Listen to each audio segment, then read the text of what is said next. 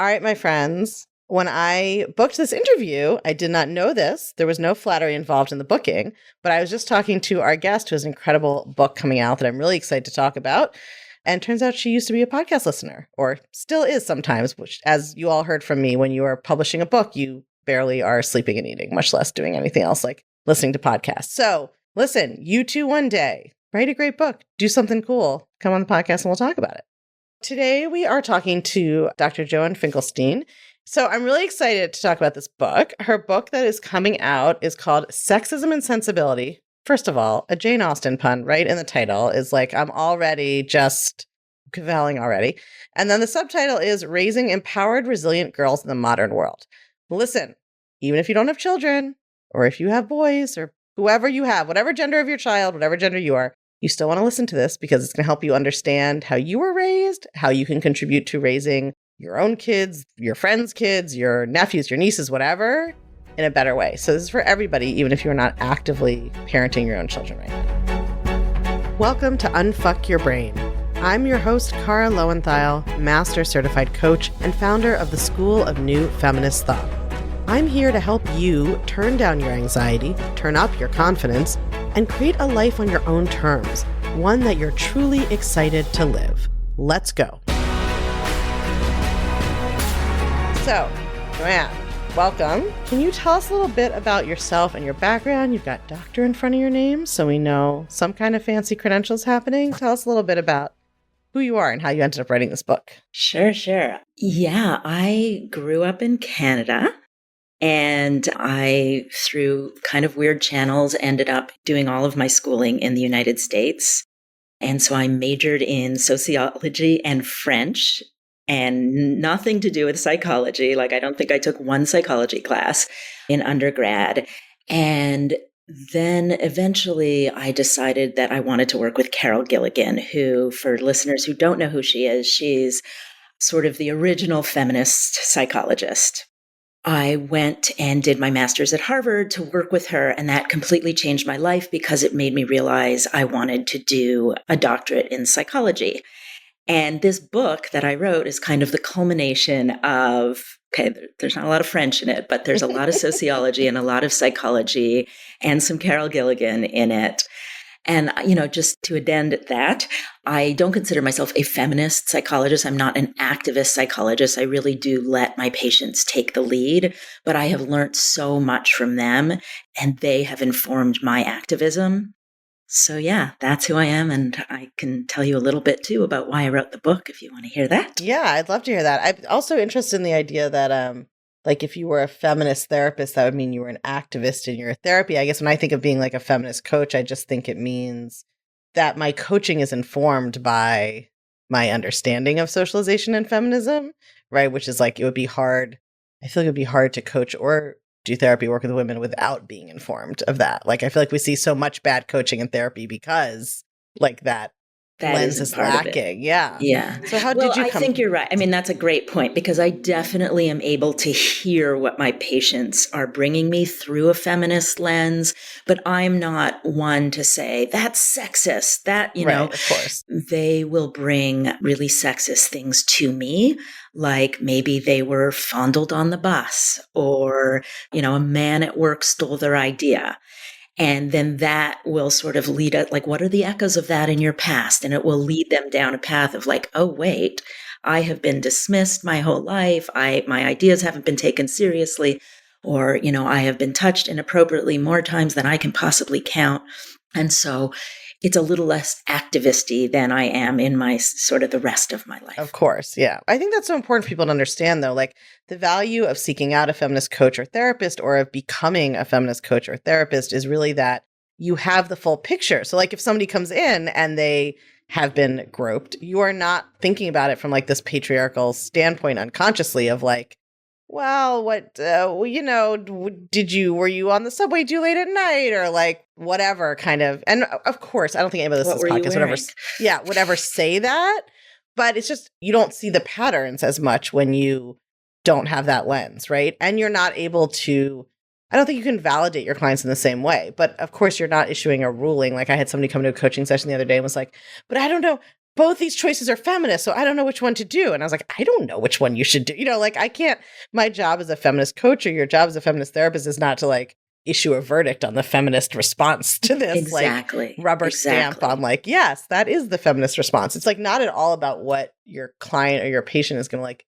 do. It's just, how can you help them see it in a bigger picture? But I think it's so important to address because I think therapists, when I have therapists who come through my programs as clients and we're working on something for therapists as well, it's like their fear is that that's what it's going to mean. It's like, well, if I decide to do this, then like when my client comes in and says that she really is fine doing all the dishes, I have to be like, that's bad. You're being a bad feminist. Let's change that, right? And like, that's not at all what we're talking about. Not at all. Not at all. But I think your point is well taken, that there is such an intersection between mental health and social justice. Right. Right. How can your mental health not be impacted by the messages you've been receiving and the way you've been treated by society for your whole life, right? It's actually kind of bananas that anybody is allowed to coach or be a therapist without that context. It's like you're missing 80% of what impacts somebody's brain. It's so wild. Yeah. Yeah. So anyway, your book is actually about parenting. So we could have a whole other conversation about feminism and therapy. But can you talk a little bit about, how did you come to write like this particular book that really focuses on that parenting journey? Yeah. So like I said, I grew up in Canada where hockey is a national obsession. And I love to tell this story because it's not in the book. And my family was so surprised it wasn't in the book because it's become family lore. So my three brothers, I've got three brothers, they loved hockey and I wanted to play too. So I asked my parents for a hockey stick. To my delight, they bought me one. But to my horror, it was bright pink and looked like a toy version of my brother's. I've worked with girls and women for the last 24 years in my private practice. And what I discovered is that my pink hockey stick is every girl's story. They might not have gotten a pink hockey stick, but they did and do get messages that make them feel unseen, unheard, not taken seriously. And I've witnessed just how harmful these messages are to my patients' sense of self and their sense of potential. These messages are like tiny psychological paper cuts that accumulate, becoming festering wounds of self-doubt.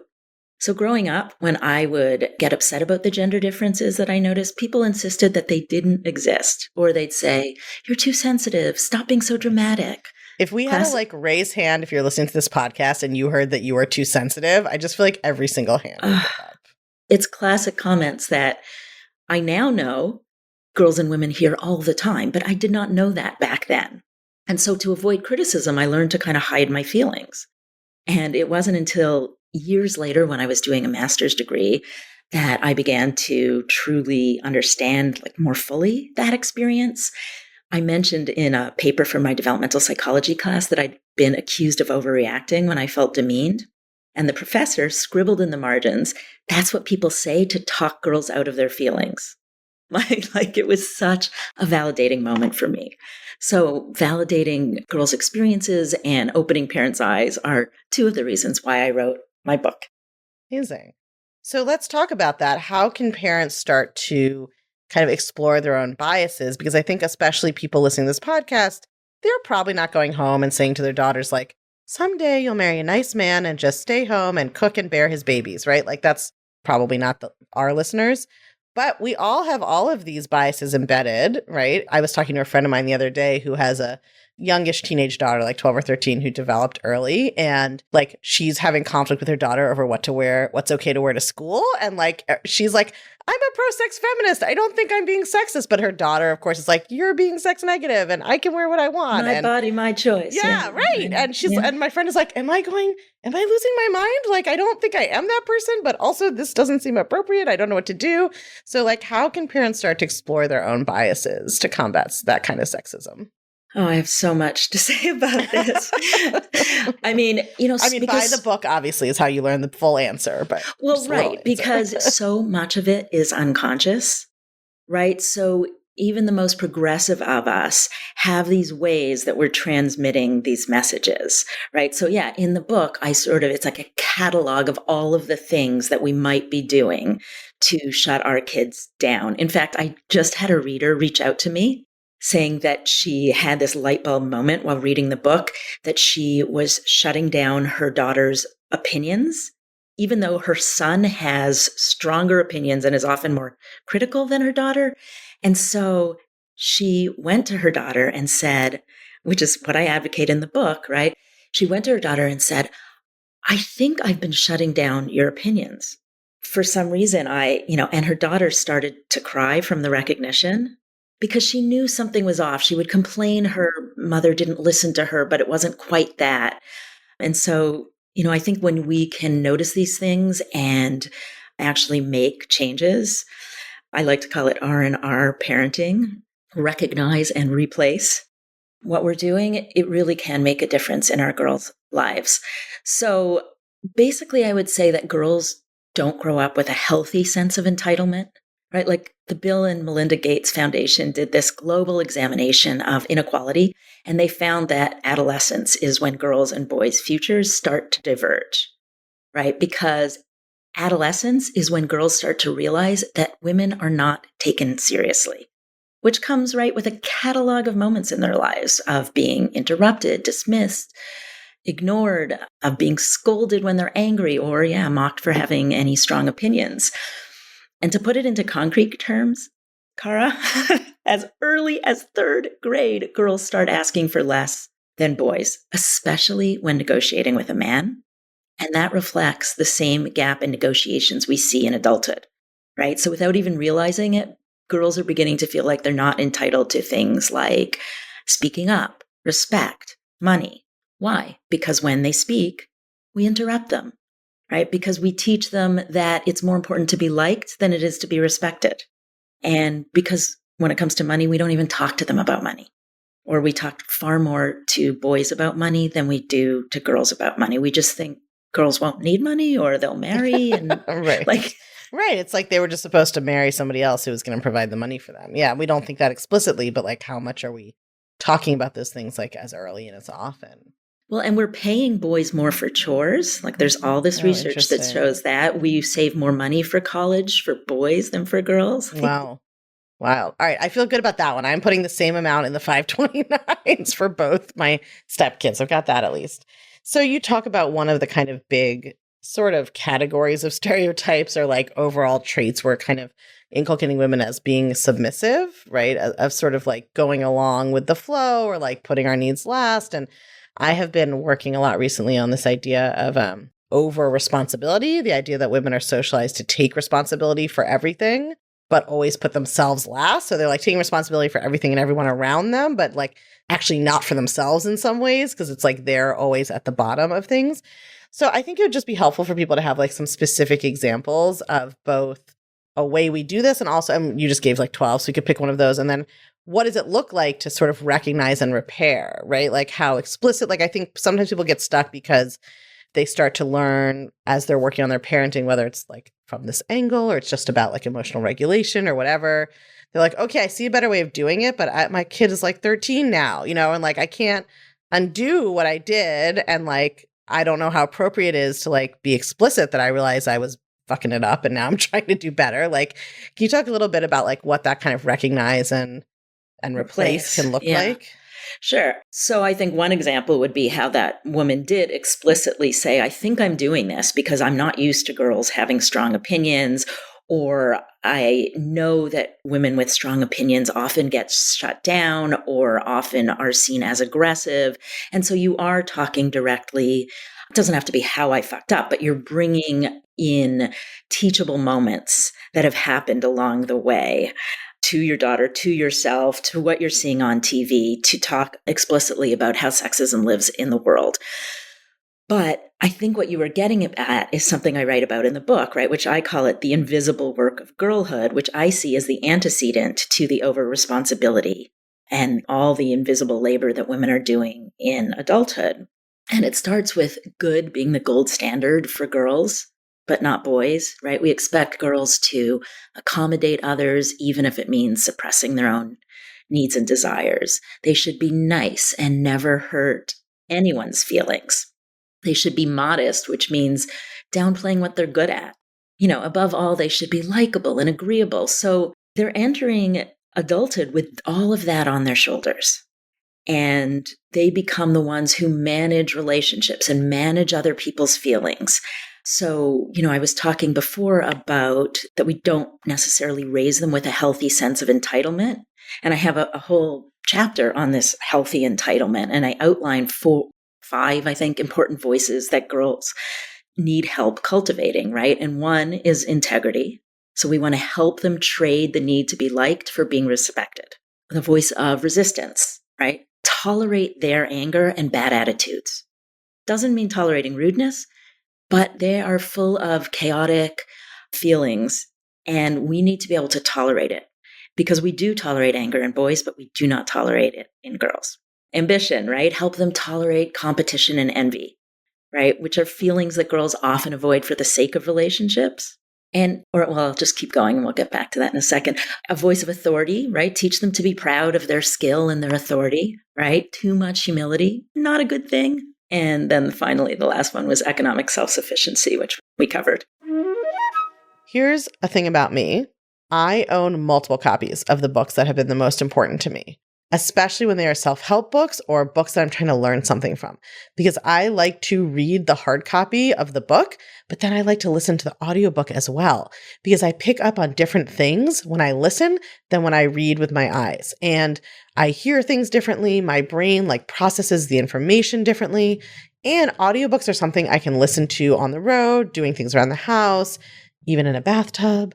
So that's why I'm so excited to tell you that the Take Back Your Brain audiobook is available now wherever audiobooks are sold, and it is narrated by yours truly. So even if you've already gotten the book in hardcover, if you really want to make sure that it all sinks in, especially if you have a little trouble focusing or paying attention sometimes, as we all do these days, really recommend that you also get the audiobook, listen to it in the background. Your brain will actually learn by osmosis, and it will all sink in and stay in even better. So I find that I often feel, I'm assuming if I experience this, other listeners do too, that for those of us who do feel aware of this, I often sometimes feel like I'm trying to figure out some kind of balance between validation and not wanting, especially my stepdaughter, to as you say, too much humility is not a good thing. But then I feel this struggle of well, does it ever make sense to point out when something could be better or hasn't been done thoroughly, or a skill could be improved, or I feel a kind of tension there. The advice I've heard elsewhere has sort of been listen, middle school and adolescence does a number on girls' self-esteem. So better your daughter go into that period with as much as possible, even if it's unfounded, than try to moderate it at all. But I'm curious what I came from a very, what's the right word to say, high expectations Jewish household, which is not necessarily, so that's one extreme maybe. But then I think I do, and I've had clients with this too, feel some tension between those, how do I encourage my child to excel, which sometimes does include recognizing places that they aren't yet excellent at something, or do need some practice, or there is some improvement to be made without getting into that. I think you're talking about parenting, right? We're not going to do away with all parenting and just give complete praise for everything. I think some people think that's what parenting is supposed to be now, though. That's not an exaggeration of some of what's out there, I think. Of course, if you've asked them to clean up their room and they took everything and shoved it into a giant pile in their closet, that's never happened with my daughter. Hypothetically, just a hypothetical thing that could happen. I personally think it's absolutely fine to show some disappointment or disapproval now and again. I think that the feminist parenting piece comes in a lot around the objectification and the sexualization that they're getting everywhere else in the world. And so, for instance, in that case, we just don't want to comment on their appearance almost at all, or we at least want to notice that we're doing it far more than we do with their brothers, or we're teasing them about boys before they even know what a crush is, or we're noticing when we are asking we come home with the groceries and we ask their brothers to help bring them in and not them, because we have this sense that they are just more physically fragile. Yeah, I think about that in my relationship because my partner does all of the heavy lifting and stuff, but he also does all of the dishes and I make the money. So I feel we're at least getting a balanced perspective. But let's talk about the boys for a minute, because obviously plenty of people are raising boys. And I think that's also an area I hear a lot of feminist women like think about and actively talk about, like, how do I raise a feminist boy in this world, right? And what does that look like? So I'm curious if you have kind of, I know your book more focuses on girls, but if you have thoughts about that as well. Yeah, I absolutely do. And I have a whole I have a whole section on boys too. I just couldn't not, right? We Yeah. hear so much more about the effects of bias and stereotypes on girls than on boys, because girls are the ones who've been marginalized, who have less safety, autonomy, and opportunity. But boys suffer too because of masculine stereotypes, right? So what I have come to understand is that we need to raise boys differently, not just to protect our daughters, but to protect our sons too, right? My male patients, they struggle with so many of the same issues as my female ones: anxiety, self-esteem, friendships, romance, identity, depression, feeling misunderstood. But unlike girls and women who often disclose problems to close friends or family, a teenage boy or grown man is often confiding in me before anyone else, right? So we have to make being emotional and cooperative okay and not emasculating. And there's so many ways that we unconsciously do this, right? Without even knowing it, we use more achievement related language with boys, like proud, win, and best. But with our daughters, with girls, we sing more and are more vocal about emotions. So whatever small differences exist between boys and girls, research shows that unconsciously we widen that gap.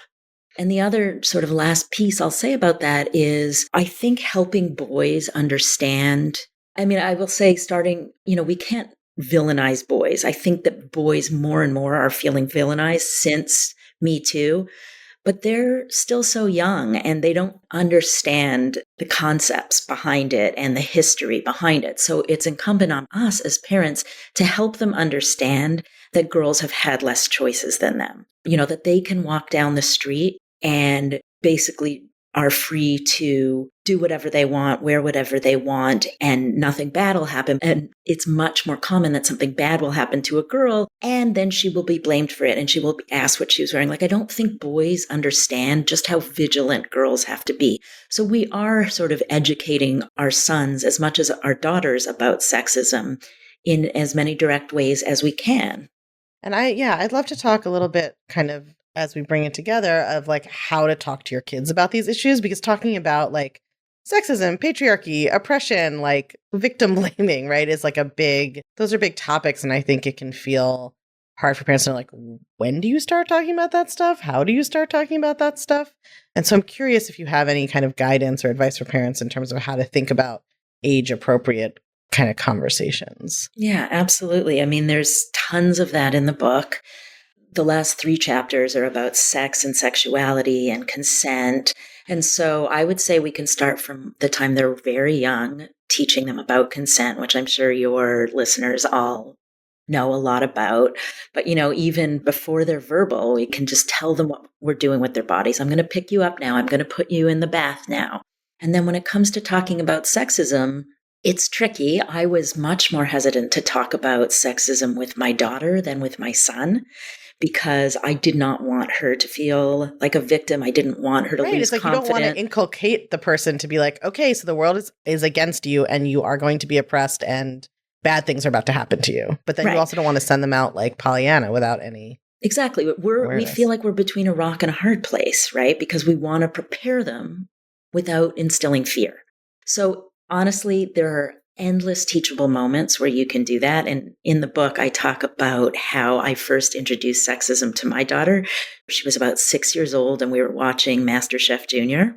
And the first season, she was like, I want the girl to win. I think the girl's going to win. And then, there was not a girl winner for several seasons. And, we were watching it there were reruns of it or whatever. So we were going through it faster. We were watching as a family. And, each season I could see she was like losing hope. And I was like, what am I doing? She is screaming she is asking, what is going on here? And so I could start to say, well, let's look at the judges. They're all men, right? And it doesn't mean that they're necessarily they're necessarily doing something bad against the girls, but they identify with the boys. And we can hear that they identify with the boys because look what they're saying, right? They would say to the boys, like, wow, this is incredible. I can't wait to see your restaurant when you get older. And with the girls, they'd say, wow, this is incredible. Do you think you could do it again, or was it a fluke? Right? And so, and then you wonder why every single person who walks into my office, right, thinks their accomplishments were an accident and they just got lucky, or somebody was just being nice to them. Or I know I talk about this all the time, that like women take so much responsibility for anything that goes wrong, but anything that goes right or a success, that's like, it was a fluke. Someone was being nice to me. It wasn't that hard. I just worked hard. It's not, So I think in all of those ways, we are sort of honing their sexism detectors so that they can detect it when they're out in the world before they internalize it. And, like I said, we can say what's really confusing about it is you don't always know if it's happening. So just like a smoke detector, you only want it to go off when it's actually, happening. But we need to teach girls deep down in their gut to know that this does happen and to be aware that often it is not them. They are not being interrupted because they don't have anything important to say. They are being interrupted because, statistically speaking, girls are more interrupted than boys are. Yeah, that makes sense. And as you're talking, I'm thinking like from the mindset perspective, it's like part of the thing that makes me hesitant is not wanting to create like a self-fulfilling prophecy. So putting it in that context of like, this may happen. You won't always even know if it's happening. But the most important thing is like what you think about yourself, and you not giving up, and you not, letting the judges on Junior Chef convince you that like you can't be a restaurateur if you want, or you can't whatever. Yeah, so good. So if people should obviously go buy the book, which is out now, right? So available anywhere books are sold. Anywhere books are sold. Where else can people find you, follow your work? Yeah, I have a newsletter on Substack. So that's joannefinkelstein.substack.com. And you can find everything on my website, which is joannefinkelstein.com. And I'm on Instagram at joannefinkelstein.phd. Okay, awesome. We'll put all of that in the show notes in case people want to know how to spell your name, all that stuff. Thank you so much for writing this book. I'm going to obviously go order a copy, and for sharing your wisdom with us today. Thank you for this wonderful podcast and your incredible book. If you're loving what you're learning on the podcast, you have got to come check out the Feminist Self-Help Society. It's our newly revamped community and classroom where you get individual help to better apply these concepts to your life, along with a library of next-level, blow-your-mind coaching tools and concepts that I just can't fit in a podcast episode. It's also where you can hang out, get coached, and nerd out about all things thought work and feminist mindset with other podcast listeners just like you and me. It's my favorite place on earth, and it will change your life, I guarantee it.